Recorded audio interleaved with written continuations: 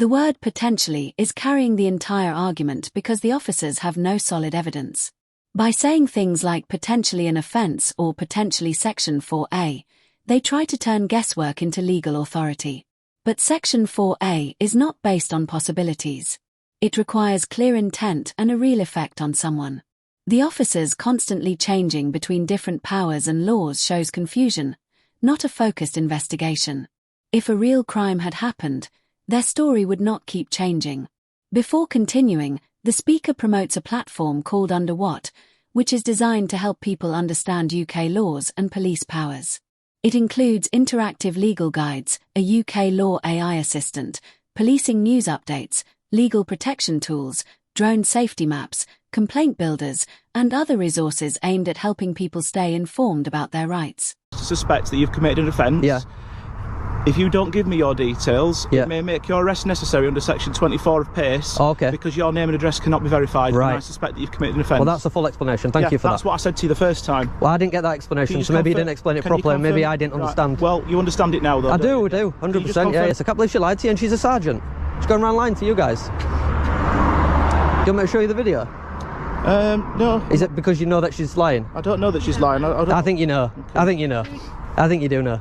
We're literally just going off what we've been told. Yeah, what you've been told is a lie, though, is what I'm saying. I could show you the video now and show you that she's lying. What do you guys reckon? Your personal opinion? My personal opinion doesn't matter. I don't work. My personal opinion has to stay at home when I come to work. Well, use your detective skills then. What do you think? This is what I'm doing. Yeah, yeah. Speaking to you. Well, yeah, I could have showed you the video. To find out your version of events. No, you know what you're doing is getting my details unlawfully. Okay. I'm not. I've already explained to you the reason why. I could have showed you the video, and then you would have no reason to get my details. If you're happy to show me the video, I'm happy to watch it. It's not a problem. Well, there's no point now because you've already given my details. This is the moment where any appearance of fairness disappears completely.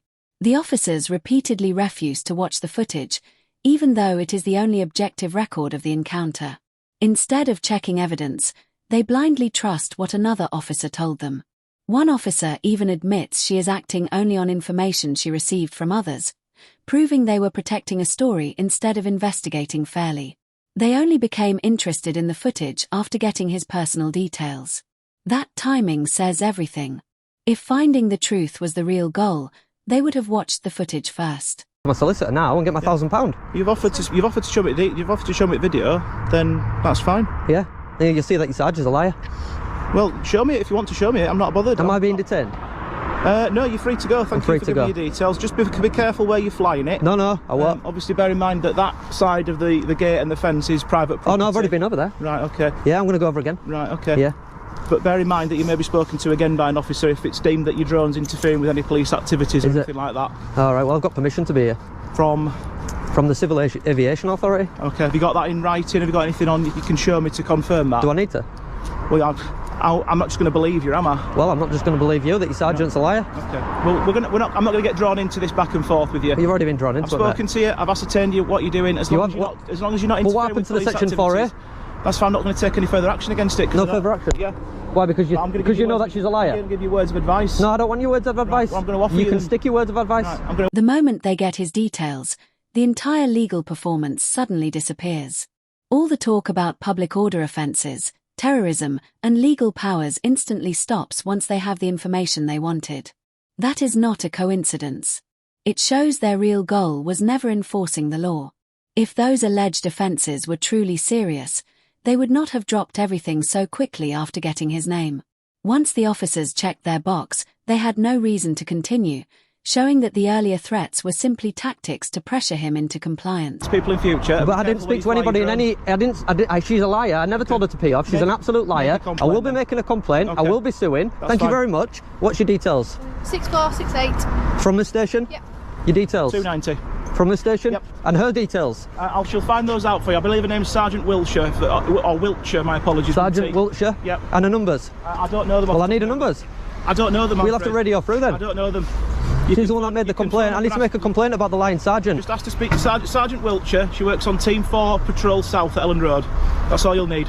Well, can't you just radio through and ask for her details? No, because she's not actually on duty at the moment, because she was in, as you said, she was in a civilian car in a civilian clothing, so she's... You could ring the control room and ask what her caller number is. I can't do that at the moment because I'm too busy, but you've got all the details. But you weren't too busy to come and stop to talk to me? Thank you very much. Yeah? See you later, sausages.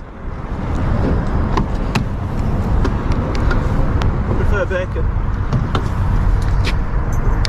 Legal consequences from this encounter seem unavoidable because the entire situation was built on a false story that fell apart once challenged. A sergeant's unsupported claim about swearing was treated as unquestionable truth by officers who refused to even look at footage that could disprove it. At that point, policing stopped being about evidence and became about intimidation. The officers were willing to spend time threatening arrest and suggesting terrorism concerns just to get his identity, but suddenly became unavailable when News Now Yorkshire asked for their caller numbers for accountability. This clear double standard exposes the true nature of the stop. It was never really about public order or national security. The fact that every major concern disappeared the moment they got what they wanted shows there was likely no real crime at all, only a misuse of power that may now face legal scrutiny. That's the end of today's video. If you enjoyed it, remember to like, comment, and subscribe. Also check out News Now Yorkshire, whose channel is linked in the description. Thanks for watching, and see you in the next video.